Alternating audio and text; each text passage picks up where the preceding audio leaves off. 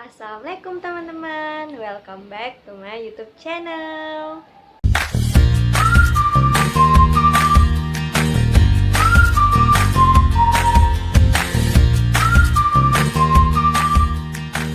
Nah, pada video kali ini saya ditugaskan untuk membuat video proses konseling dengan menggunakan teknik relaksasi. Video ini dibuat untuk menyelesaikan tugas mata kuliah teori dan praktik konseling behavior yang diampu oleh Ibu dosen Fadila Umar SPD MPD. Nah, sebelum itu perkenalkan, nama saya Nur Nabila Sari Abidin dari kelas B angkatan 2018 Fakultas Ilmu Pendidikan Universitas Negeri Makassar. Di sini saya berperan sebagai konselor dan di samping saya Mutmainah Arifin sebagai konseling. Nah, untuk mengefisienkan waktu, langsung saja kita ke proses konselingnya. Assalamualaikum, Bu. Waalaikumsalam, Mutma. Mari, silakan masuk dan silakan duduk. Iya, Bu. Makasih. Oh ya, Nak, bagaimana kabarmu hari ini? Alhamdulillah, Bu. Kabar saya baik-baik saja. Alhamdulillah, syukurlah kalau begitu, Nak. Oh iya, kalau boleh Ibu tahu, kamu datang ke ruangan Ibu karena atas keinginan kamu sendiri atau karena disuruh oleh teman kamu? Begini, Bu. Saya datang ke ruangan Ibu karena atas keinginan saya sendiri, Bu. Karena minggu lalu saya mendengar percakapan dari teman depan bangku saya, katanya kalau kita memiliki permasalahan atau kita mau curhat, kita bisa langsung ke ruangan BK karena guru di sini siap membantu mencari solusi akan permasalahan kita dan siap mendengarkan curhatan kita dan bisa menjaga rahasia juga katanya, makanya saya ke ruangan Ibu. Iya, Nak, semua itu benar. Kalau boleh Ibu tahu, apakah sebelumnya kamu pernah datang ke ruangan Ibu untuk melakukan konsultasi? Sama sekali belum pernah, Bu. Ini adalah pertama kali saya menginjak kaki saya ke ruangan Ibu. Oh, begitu ya, Nak. Sekarang Ibu mau bertanya, apakah kamu tahu apa itu konseling? Kalau yang pernah saya dengar itu, Bu, konseling adalah proses pemberian bantuan kepada sesama untuk memecahkan dan memberikan bantuan kepada siswa-siswi yang memiliki permasalahan. Ya, sudah betul sekali, Nak. Ibu tambahkan sedikit penjelasannya ya. Jadi, konseling itu adalah layanan untuk membantu siswa yang sedang mengalami atau menghadapi masalah yang sulit untuk mengambil sebuah keputusan agar nantinya mampu untuk memecahkan sebuah permasalahan dan mampu mengambil keputusan yang tepat akan dirinya. Oh iya, Bu, saya mengerti. Oh ya, Nak, apakah kamu tahu apa itu peranan konselor dan konseli dalam melakukan proses konseling?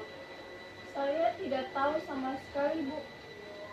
Jadi begini, kan di sini Ibu sebagai konselor yang berperan sebagai seorang fasilitator dalam proses pemberian sebuah layanan BK yang berhubungan dengan masalah konseli untuk menemukan jalan keluar dari permasalahan yang dihadapi oleh konseli.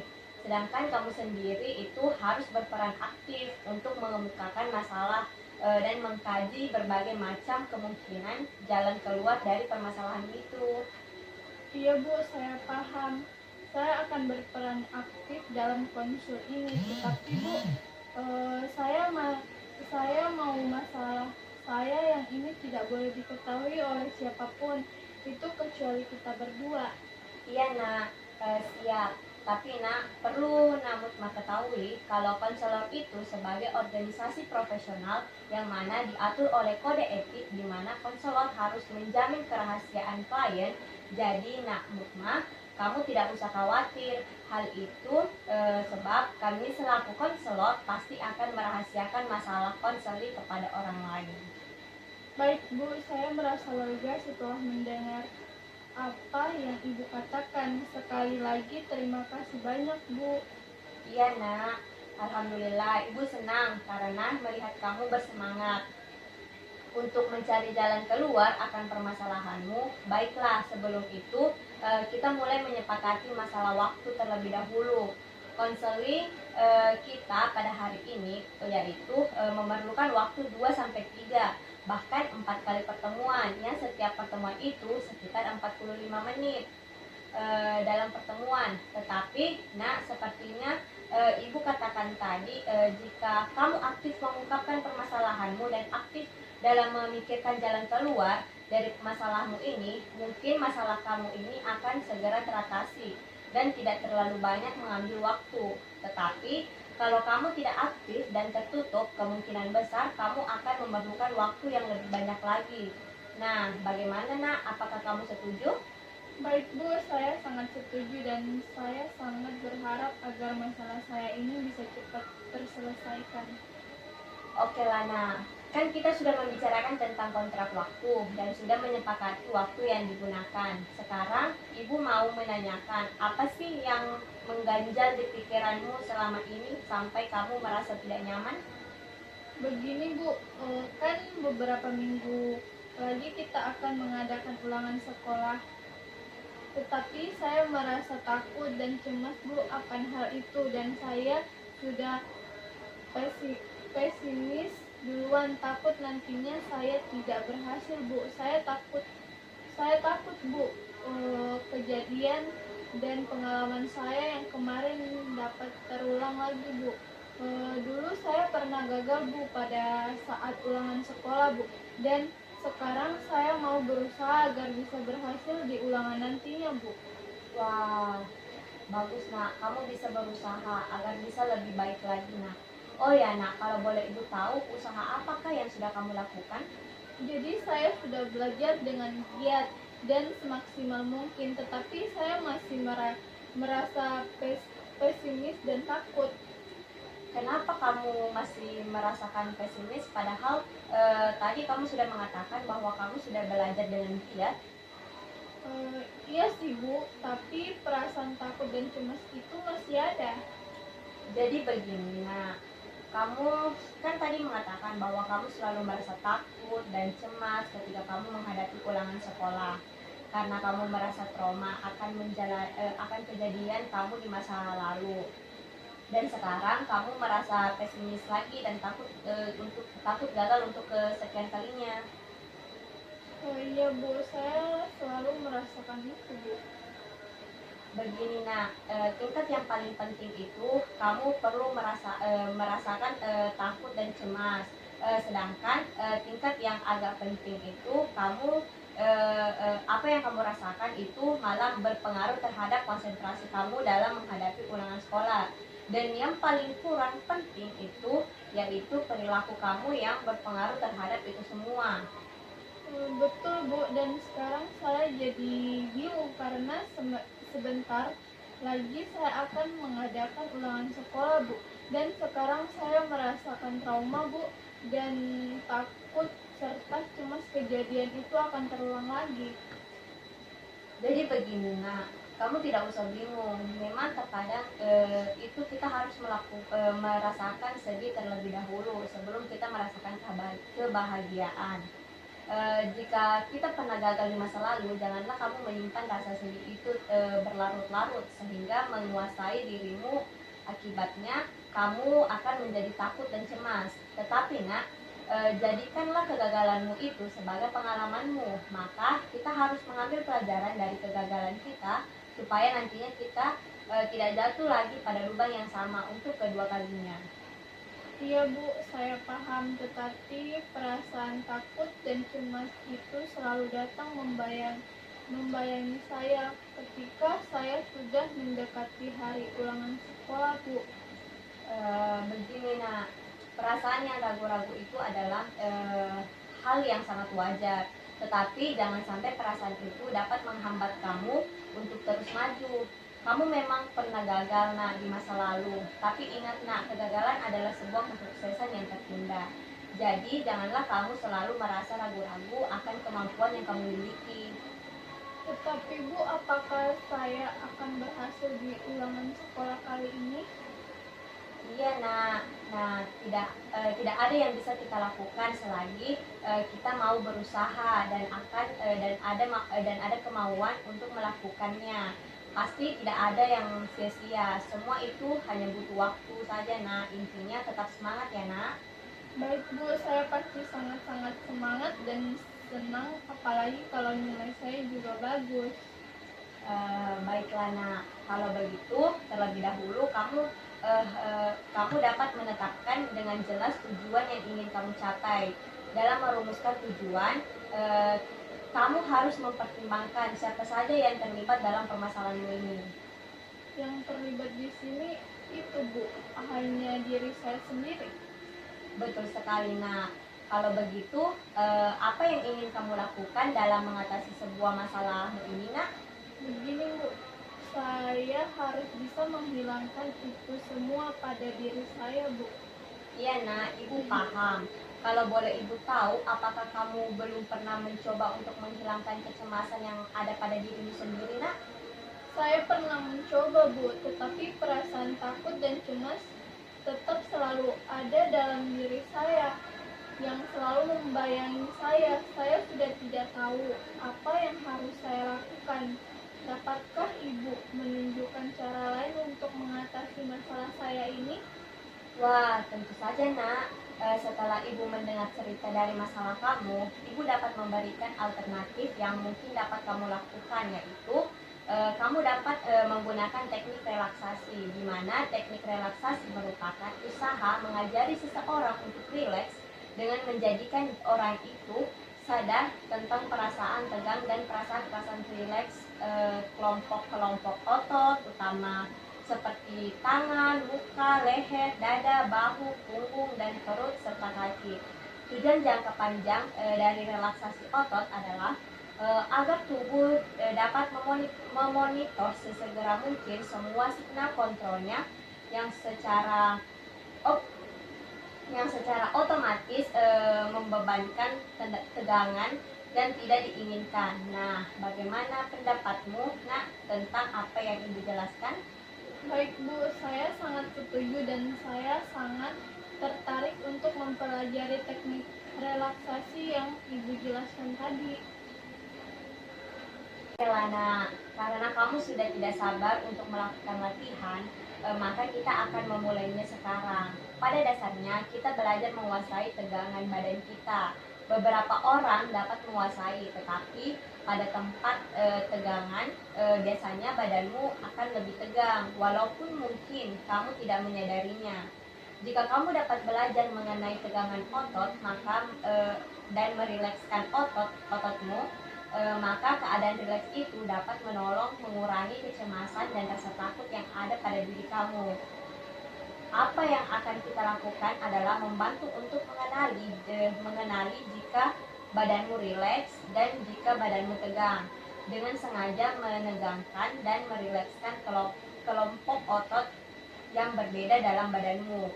Kita hendaknya mencapai pada titik di mana kamu dapat mengenali sensasi-sensasi yang berarti tegangan dan menggunakan ini sebagai tanda pada dirimu sendiri untuk rileks. Apakah kamu sudah mengerti nak dengan apa yang ibu jelaskan? Ya Bu, saya mengerti. Kalau boleh saya bertanya Bu, apakah Ibu akan memberitahu saya tentang bagaimana melakukannya? Ya, betul sekali nak. Saya akan memberitahu kamu.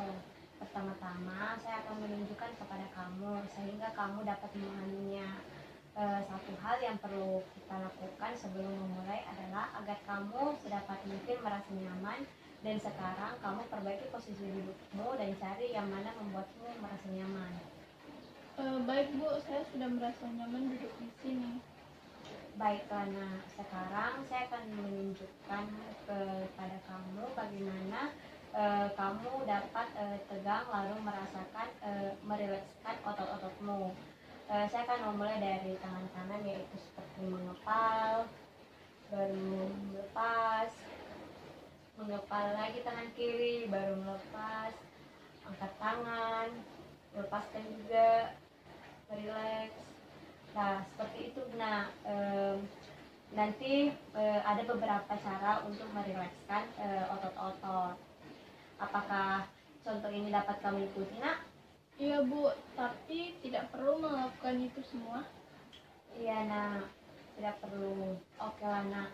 Tetapi kita akan mengambil setiap kelompok otot terpisah. Pada saat kamu menegangkan dan merilekskan setiap otot-otot, seluruh badanmu akan merasakan rileks. Kamu akan merasa seperti dibebaskan. Hal ini sangat penting karena dibebaskan dari ketegangan jauh lebih baik daripada harus terus dalam ketegangan. Sekarang yang penting kamu berusaha tetap merasa nyaman. Sementara itu ibu akan memberikan instruksi kepada kamu. Apakah kamu apakah ada yang ingin kamu tanyakan sebelum kita memulainya? Baik, tidak ada, Bu. Oke Lana, duduklah dalam posisi yang enak. Kita akan segera memulainya. Baik, yang pertama yaitu tangan kananmu luruskan ke depan dan kepalkan tinju kananmu. Kepalkan dengan kuat dan rasakan tegangan pada lengan bagian bawah tanganmu. Tahan selama 5 detik ya. 1, 2, 3, 4, 5. Sekarang buka dan kendorkan tanganmu secara perlahan-lahan. Rasakan perbedaan antara tegang tadi dan rileks sekarang. Oke. Sekarang kita akan melakukan hal yang sama dengan tangan kirimu. Luruskan ke depan dan kepalkan tinju kirimu. Rasakan tegangannya. Tahan selama 5 detik. 1, 2, 3, 4, 5. Buka perlahan-lahan dan kendorkan. Rasakan perbedaan antara tegang yang tadi dan rileks yang sekarang. Oke. Sekarang luruskan kedua tanganmu. Tunjukkan jari-jarimu ke arah langit-langit. Rasakan ketegangan pada tanganmu. Tahan selama 5 detik.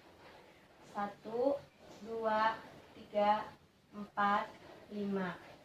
Sekarang kendorkan dan rasakan perbedaan antara tegang dan rileks tadi. Nah, sekarang ambil nafas dalam-dalam dan tahan nafasmu. Rasakan tegangan di seluruh dadamu dan dalam daerah perutmu. Tahan selama 5 detik. 1, 2, 3, 4, 5. Sekarang hembuskan secara perlahan-lahan dan rasakan perbedaan antara tegang dan rileks tadi. Nah, sekarang kita lihat dan rasakan otot-otot mana saja dari tubuh kamu yang masih merasa ketegangan. Jika masih merasa tegang, kita bisa mencoba melakukannya kembali. Ibu ingin Namutma memikirkan tentang skala ketegangan antara 0 yaitu rileks dan 5 itu belum rileks. Katakan pada ibu di mana kamu menempatkan dirimu pada skala ini. Rasa pada nomor 4, Bu. Tetapi masih ada bagian-bagian tertentu yang belum sepenuhnya saya merasakan rileks. Bagus Lana. Tapi bolehkah ibu tahu bagaimana kesanmu terhadap relaksasi kali ini? Saya sudah merasakan rileks, Bu. Tetapi kenapa masih ada kesan yang bertele-tele, Bu? Maaf kalau saya salah. Di sini nak, kesanmu itu adalah benarnya karena kamu baru pertama kali melakukannya. Tetapi kalau kamu sudah sering melakukannya, maka kamu akan merasakan terlalu singkat. Nah, apakah kamu mengalami kesulitan pada bagian otot-otot tertentu untuk merilekskannya? Tidak juga, Bu. Baiklah, kalau boleh ibu tahu apa reaksimu ketika kamu memusatkan pada tegangan, bagaimana halnya dengan relaksasi? Saya betul-betul merasakan tegang dan tidak enak sebaliknya. Setelah rileks, saya benar-benar merasakan kenyamanan. Jadi ibu mau bertanya lagi nih, bagaimana perbedaan antara perasaan yang tegang dan rileks? Bedanya sangat jauh sekali. Perasaan tegang membuat saya kacau, lelah, dan tidak enak. Sedangkan rileks menyebabkan saya merasa enak dan tenang. Baiklah, sekali lagi nak, kamu telah memperoleh banyak kemajuan. Tetapi relaksasi seperti keterampilan lainnya memerlukan banyak latihan. Jadi kamu harus banyak berlatih ya nak. Iya Bu. Baiklah nak, rupanya waktu kita sudah hampir habis. Untuk itu mari kita memanfaatkan waktu yang tinggal sedikit ini. Iya Bu, tidak terasa ya? Iya nak, sebelumnya ibu ingin kamu mengungkapkan kembali pokok-pokok hasil pembicaraan kita tadi nak. Baik Bu, yang saya harus lakukan itu saya harus melakukan teknik relaksasi untuk menghilangkan kecemasan dan ketegangan yang ada pada diri saya, sehingga saya dapat merasakan rileks dan saya juga harus banyak latihan Bu. Baguslah nak, rupanya kamu sudah paham ya. Kalau boleh ibu tahu bagaimana perasaanmu sekarang ini? Wah, sekarang saya sudah benar-benar merasakan rileks Bu. Kecemasan dan ketakutan yang saya alami sudah mulai berkurang Bu. Baguslah kalau begitu nak. Sekarang ibu akan meminta kamu untuk melakukan latihan di rumah 3 kali sehari, sekitar 15-20 menit setiap latihannya. Lakukan latihan ini di kursi yang ada sandarannya ya. Coba melakukan relaksasi sewaktu-waktu, terutama jika ada waktu senggang, seperti setelah bangun tidur, dari sekolah, dari kerja, dan lain-lain.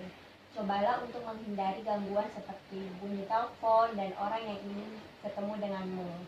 Oh ya nak, isilah buku catatan ini setiap kamu selesai latihan, dimana kapanpun berada, kesulitan apa yang kamu dapatkan selama latihan dan keberhasilan apa yang kamu capai. Apakah kamu ada pertanyaan nak? Baik Bu, saya sudah paham dan saya akan melaksanakannya.